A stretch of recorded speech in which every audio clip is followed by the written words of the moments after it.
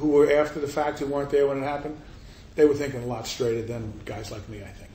And you have to realize that. In other words, if you can get somebody who's not part of the incident and maybe have him come back and give you some information or whatever, but not still be, at the point, that might be helpful. Because they're coming in with, first of all, they're physically okay, and that's a big help. They're not shaking, maybe, or literally, they're not shaking. They can see. They're not choking. They're going front teeth. Yeah. Like I said, the guy had no front teeth and he didn't have a uniform. He had a borrowed uniform on. It was blown off him, but he's still trying to work.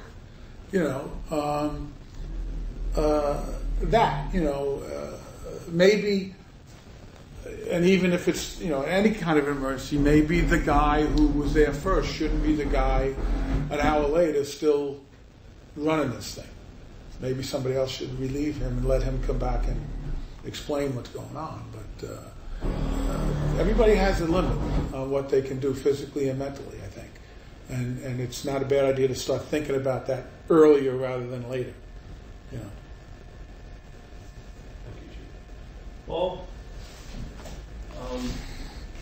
Chief, so on the 11th, like most of us, you were traumatized. You went through something almost beyond description. But yet, you said you never worked harder in your life for the next 7 years. Was it something about the fire department that kept you so dedicated for so long afterwards? Well, that's just kind of what we are, but also I did feel a tremendous responsibility for surviving. Maybe that's survivor's guilt that they talk about. Okay. I had a responsibility. I still have a responsibility, to, what happens? People call you a fireman for the rest of your life. I live in a community down in Florida. I'm probably identified as, that's the guy, he's a retired fire chief. And when you golf with somebody, the first question they ask, where were you on 9/11? Were you involved in any of that? So you also have to then carry yourself, I'd rather not have them say that's the drunken nitwit from New York, or as opposed to, oh yeah, he had a pretty good career in the fire department and he was there on 9/11, but and I'll talk about it. I don't like get away from it with people. Some people are like mesmerized. It's like, were you there? It's. And if you're a little old, you might get it. The Robe with Richard Burton and the movie, and were you out there? That's what it's like, and you have to deal with that then, So that's okay, but that's who you are probably for the rest of your life, whether you like it or not. And take 9/11 out of it. You're a retired, fireman, and that's how you'll be identified. Also, because you wear T-shirts from every golf outing you ever got for the rest of your life, and it's easy to find. But yeah, the job is like that in that, number one, you're supposed to do your job. You're supposed to do the right thing. You're supposed to help people. And if it's it's going to be a bad night, too bad. If you're working on a night of a snowstorm and that's your third alarm, that's the third one you went to, you don't put your hand up and say, hey, wait a second, I only signed off for 2 of these. It's not, you're in. And I felt like I was in. That was, and again, if you bring in 6 other guys, they're probably going to tell you the same thing. They're not. It wasn't.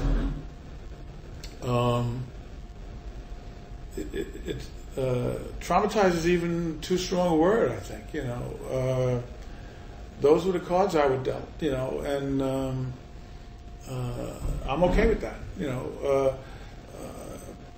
You could look at it this way. Okay, so on 9/11, we lose the top part of the fire department command structure, and who's standing in the street next?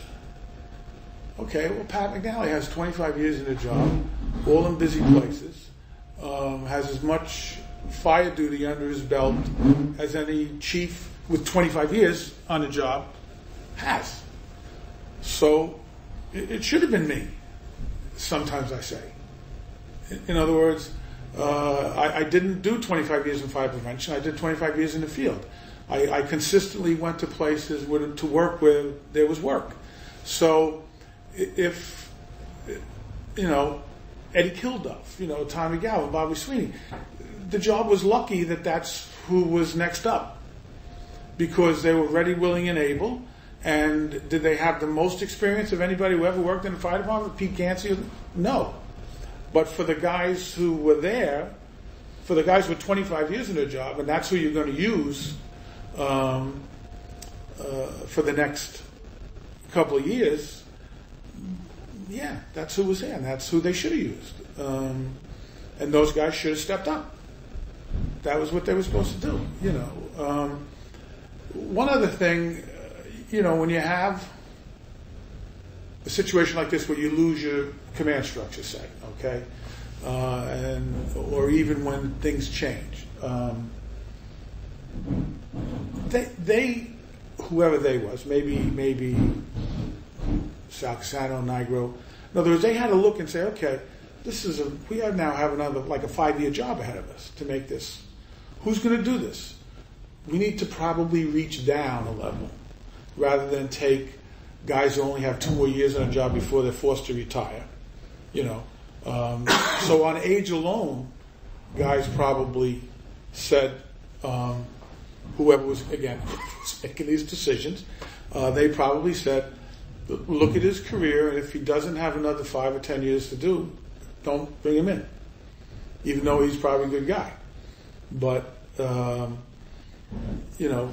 somebody probably made that commitment, and if you okay, so it's 1940, you're George Marshall, and you realize you're going to have to go to war. Okay, who ended up being all the generals at the end of the war? The guys who were all the colonels in 1940.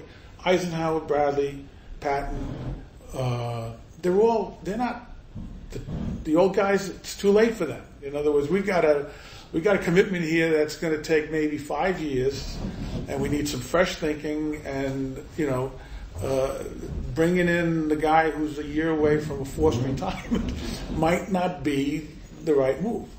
So like I said, I don't want to be both. So what a great thing I did.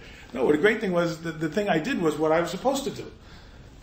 No more, no less. Thank you. Anything else either that we talked about that you want to go back to, or maybe we didn't talk about that you want to say before we close? No, I've been talking for way too long. I always did good on oral exams. Well, you did great on this. No, I think, I didn't really know what this was going to be. I understood you might have to do something about 9/11. I thought it was going to be more. I know you've done some work, and I did look up some stuff about, is leadership, can it be taught, or is it born, or, and I have thoughts on that. I think there's some traits that work well, as opposed to some traits that don't. Like that, listening, being amiable to a degree that people can talk to you and they feel they can talk to you, and that kind of stuff's important. But in a crisis, like that, I think about it like when I mentioned those other guys. So who ended up doing all the work? The guys who had been doing all the work all along. They didn't have career. In other words, where did they work? They put their hand up